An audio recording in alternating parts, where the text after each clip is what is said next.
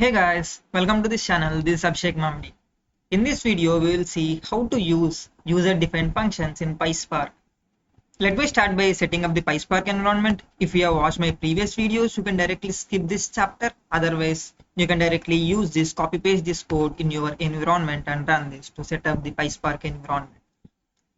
The basic steps are installing Java and downloading Apache Spark binary and unzip that file and also add those paths to environment variables so that we can access or locate Spark. Right, let me run this. This might take a couple of minutes. Once this is done, let's initialize the Spark session. We run this and we will get a Spark session object. Now we have a Spark session object.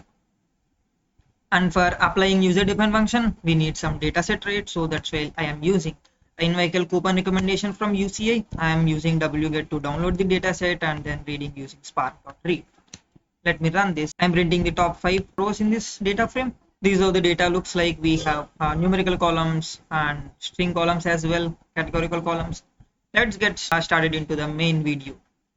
So what are user-defined functions? So user-defined functions extends the capability of Spark by defining our own functions in Python. If you know Python, you can leverage these user-defined functions very easily and you can apply these functions on PySpark data frame.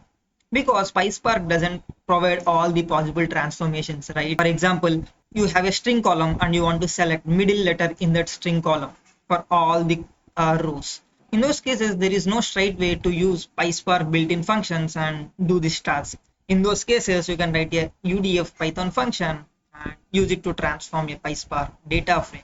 Please note that if the UDF is not created properly, then you might face some performance issues.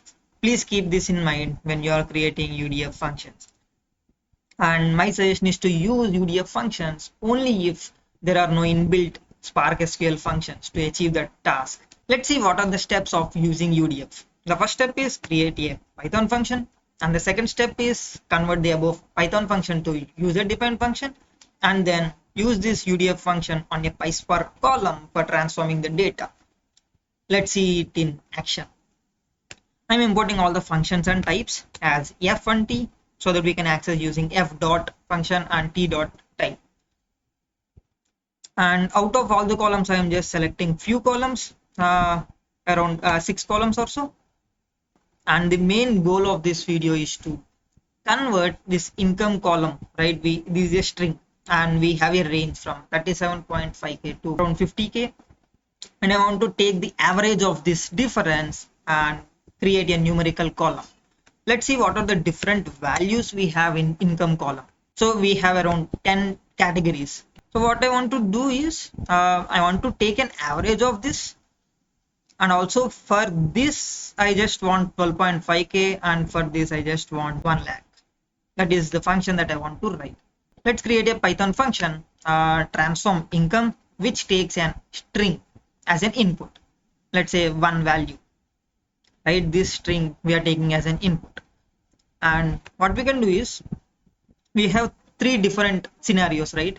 So one is if you have a range, then you want to split this using hyphen and then take an average. So that is where I am doing it here.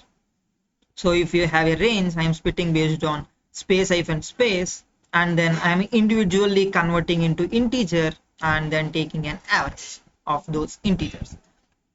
Right, and the other scenario is less than some value 12.5k. So in these cases, let's say if the first character is L, capital L, then I am just splitting based on space and I am taking a last value in that list.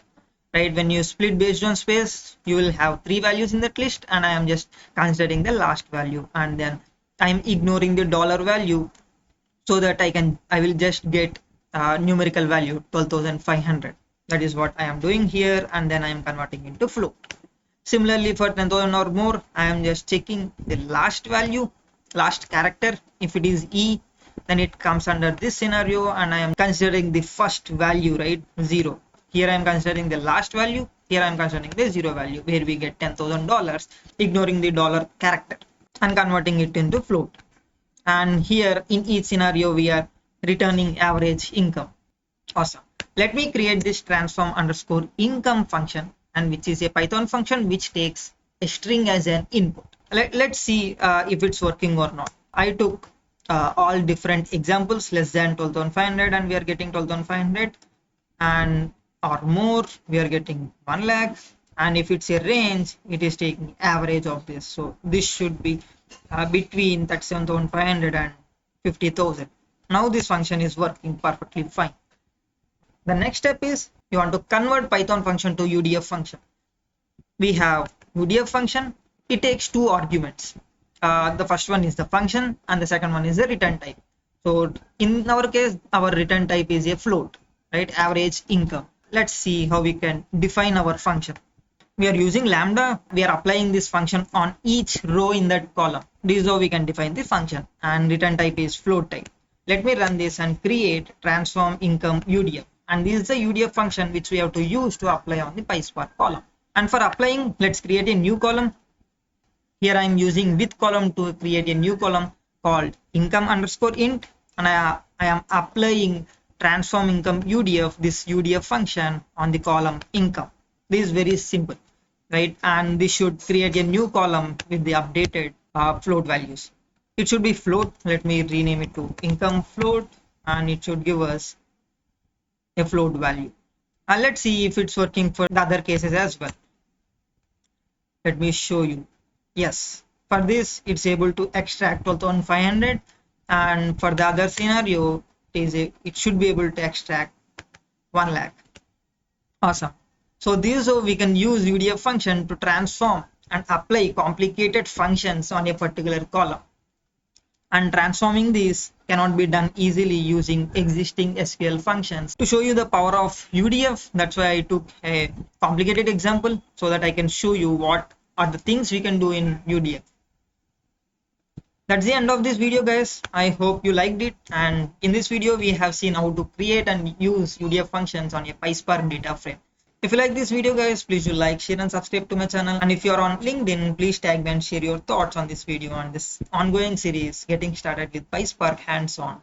This will motivate me to make more videos, guys. Thank you so much. Meet you in the next video. Until then, keep learning.